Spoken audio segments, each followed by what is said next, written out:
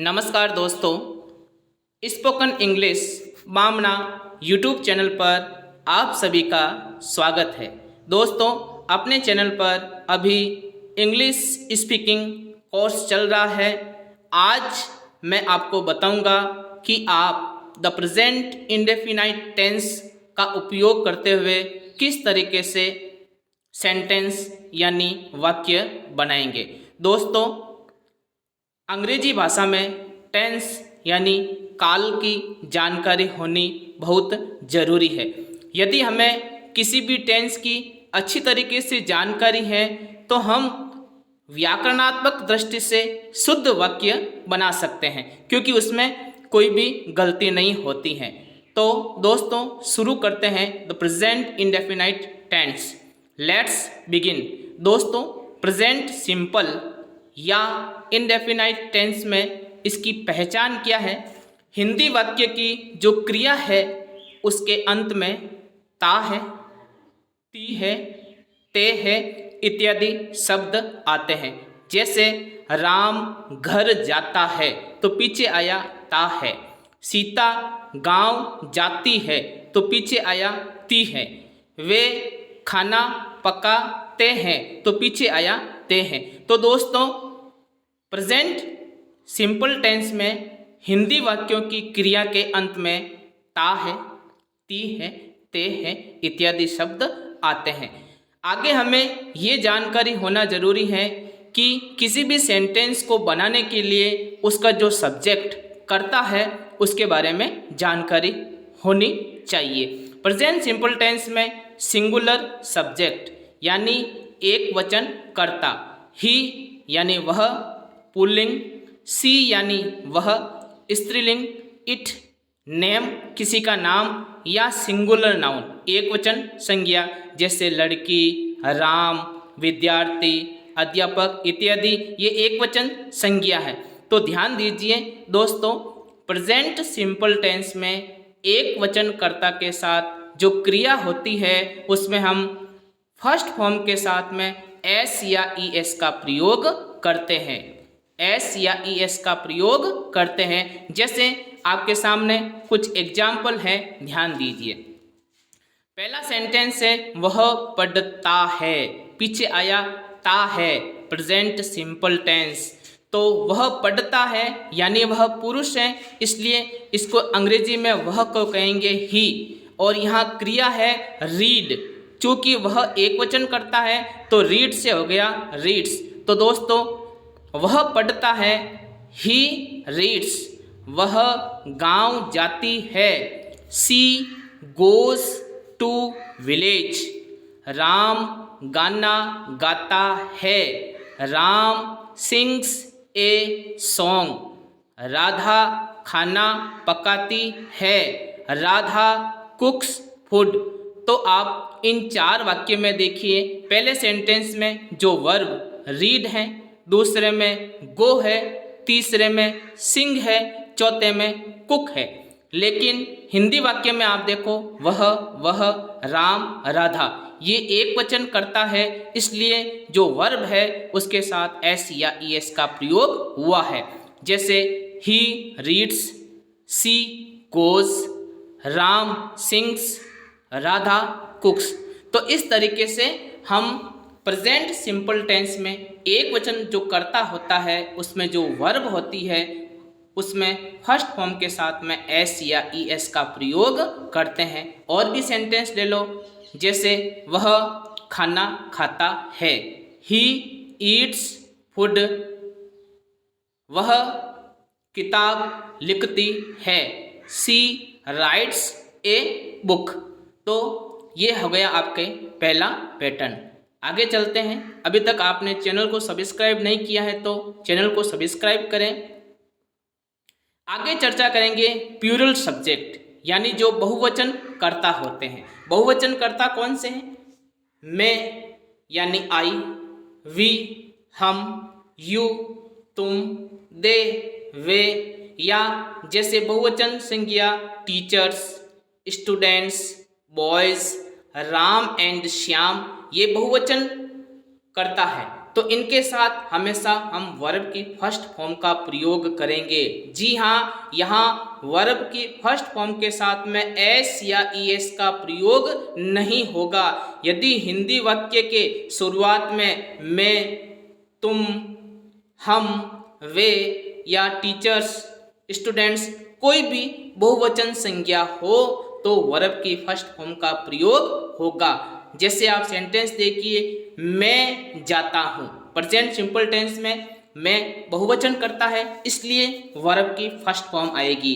तो मैं जाता हूँ, आई गो। यहाँ पर दोस्तों आई गो हुआ है, आई गोज कभी नहीं होगा क्योंकि बहुवचन करता है। मैं जाता हूँ, आई गो। तुम किताब पढ़ते हो, यू रीड ए बुक। हम खेलते हैं, वी प्ले। लड़के खेलते हैं, द बॉयज प्ले। राम और श्याम गाना गाते हैं, Ram and Shyam sing a song. तो आप इन चारों वाक्यों में देखो, पहले सेंटेंस में मैं आया है, दूसरे में तुम, तीसरे में हम, चौथे में लड़के और पांचवें सेंटेंस में राम और श्याम। ये चारों कर्ता है वो बहुवचन का प्रतीक है, इसलिए इनके साथ वर्ब भी फर्स्ट रूप में आई है, जैसे गो, रीड, प्ले, प्ले, सिंग। तो इस तरीके से हम ये देखते हैं कि प्रेजेंट सिंपल टेंस में या तो वर्ब की फर्स्ट फॉर्म का प्रयोग होता है या उसके साथ एस या ईएस का प्रयोग होता है। हिंदी वाक्य के शुरुआत में ही, सी, इट या किसी का नाम, वह, किसी का नाम या एक वचन संज्ञा हो तो वर्ब की फर्स्ट फॉर्म के साथ में एस या ईएस का प्रयोग करेंगे। आपके सामने एक पैटर्न दिया हुआ है कि किस तरीके से आप हिंदी के वाक्य को इंग्लिश में बदलेंगे। सबसे पहले ये ध्यान देना पड़ता है, जैसे आप सेंटेंस देखिए, राम और श्याम गाना गाते हैं। तो राम और श्याम सेंटेंस में सब्जेक्ट है, गाते हैं वर्ब है, गाना ऑब्जेक्ट है। तो इस तरीके से Ram and Shyam sing a song. दोस्तों यहाँ पर सिंग्स नहीं आया है क्योंकि राम और श्याम एक वचन नहीं, अब ये बहुवचन करता हो गए क्योंकि सेंटेंस है वो हिंदी का और से और इंग्लिश का एंड से जुड़ गया। तो इसलिए Ram and Shyam sing a song. अब प्रेजेंट सिंपल टेंस में नेगेटिव और जो इंटरोगेटिव यानी नकारात्मक और प्रश्नार्थक वाक्य में डू और डज का प्रयोग होता है। जी हाँ, डू और डज का प्रयोग होता है।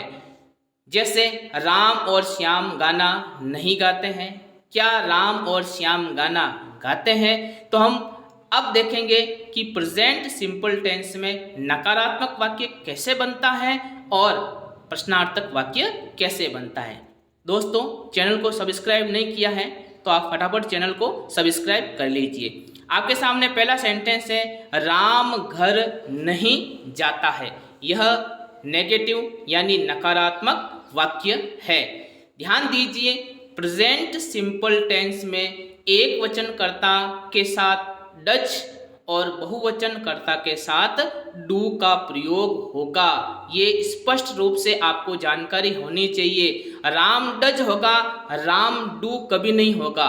यू डू होगा, यू डज कभी नहीं होगा। ध्यान देना, पहला सेंटेंस है राम घर नहीं जाता है, तो ये सेंटेंस बनेगा Ram does not go to home. मैंने आपको पहले ही बता दिया कि नकारात्मक वाक्य में डू और डज का प्रयोग होता है अगर कर्ता सिंगुलर। जैसे इस सेंटेंस में राम एक वचन है इसलिए डज आया, और सेंटेंस नकारात्मक क्योंकि इसमें नहीं दिया हुआ इसलिए डज के साथ नॉट आया। तो पहला सेंटेंस है राम घर नहीं जाता है, Ram does not go to home. आगे देखिए, इंटरोगेटिव सेंटेंस यानी प्रश्नार्थक वाक्य, क्या राम घर जाता है? दोस्तों, अगर वाक्य प्रश्नार्थक हो तो हम डू और डज को बाहर रखेंगे। जैसे सेंटेंस में देखिए डज बाहर आया, does Ram go to home? तुम किताब नहीं पढ़ते हो। You do not read book. इसमें डू नॉट आया क्योंकि तुम या ये जो यू है ये बहुवचन करता है प्रेजेंट सिंपल टेंस में। तुम किताब नहीं पढ़ते हो। You do not read book. क्या तुम किताब पढ़ते हो? तो ये प्रश्नार्थक वाक्य है। इसमें डू है वो बाहर आएगा। Do you read a book? यहाँ मैं आपको एक महत्वपूर्ण चीज बताना चाहूँगा। नकारात्मक और प्रश्नार्थक वाक्य, ध्यान दीजिए, यदि किसी वाक्य में डू और डज का प्रयोग हुआ है तो उस सेंटेंस में हमेशा वर्ब की फर्स्ट फॉर्म का प्रयोग होगा, चाहे कर्ता सिंगुलर हो या प्लूरल हो। आप देखिए, राम डज नॉट गो। दूसरे सेंटेंस में देखिए, डज राम गो। तीसरे में देखिए, यू डू नॉट रीड। चौथे में देखिए, डू यू रीड। 4 सेंटेंस है और इन चारों वाक्यों में जो वर्ब है वो फर्स्ट रूप में आई है, जैसे गो, गो, रीड, रीड। बाहर देखेंगे तो पहले सेंटेंस में राम है, दूसरे में भी राम है, तीसरे में तुम है और चौथे में तुम, ये करता है। लेकिन नेगेटिव, इंटरोगेटिव, प्रश्नार्थक और नकारात्मक वाक्यों में हमेशा वर्ब की फर्स्ट फॉर्म का प्रयोग होता है। नीचे यहाँ नोट डाला हुआ आपके लिए। जिस वाक्य में डू या डज हो उसमें हमेशा वर्ब की फर्स्ट फॉर्म का प्रयोग होता है। आपके सामने एक फ्रेज भी बनाया हुआ है। अगर आप नेगेटिव सेंटेंस बनाना चाहते हो प्रेजेंट सिंपल टेंस का या इंटरोगेटिव बनाना चाहते हो तो ये आपके सामने है। नेगेटिव बनाने के लिए सबसे पहले सब्जेक्ट, फिर हम डू या डज का प्रयोग करेंगे कर्ता को देख करके, फिर नॉट, वर्ब की फर्स्ट फॉर्म, ऑब्जेक्ट और कोई बची हुई चीज। अगर इंटरोगेटिव बनाएंगे डू या डज बाहर रखेंगे, इसके बाद सब्जेक्ट, वर्ब की फर्स्ट फॉर्म और ऑब्जेक्ट।